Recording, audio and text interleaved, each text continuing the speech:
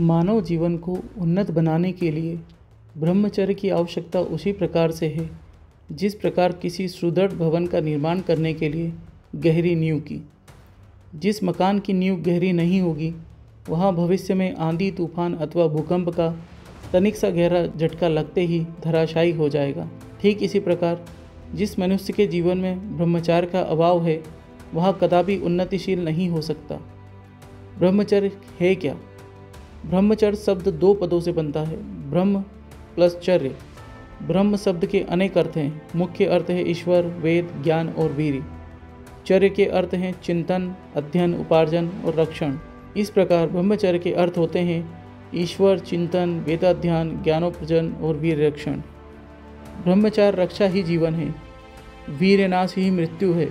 जिस प्रकार शक्तिशाली राजा के रहते हुए उसका देश धन्य धान एवं सुख संपत्ति संपन्न तथा शत्रुओं से सुरक्षित रहता है, परंतु उसके निर्बल होते ही वह देश अनाथ और सुखविहीन हो जाता है।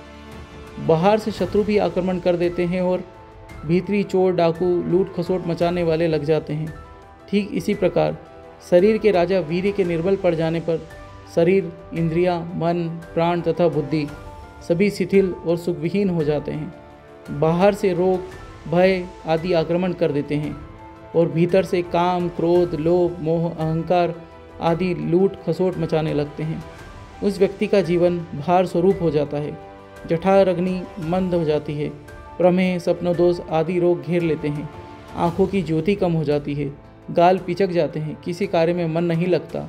जिस प्रकार फुटबॉल की हवा निकल जाए वह किसी काम की नहीं रहती, जिस गन्ने का रस निकल जाए उसमें तत्व नहीं रहता, इसी प्रकार जिस मनुष्य में वीर नहीं वह निस्तेज, निर्मल तथा मंद बुद्धि हो जाता है। इसलिए जीवन में जहाँ तक हो सके ब्रह्मचर्य का पालन करें और अपने शरीर और बुद्धि को निर्बल और मंद बुद्धि होने से बचाएं।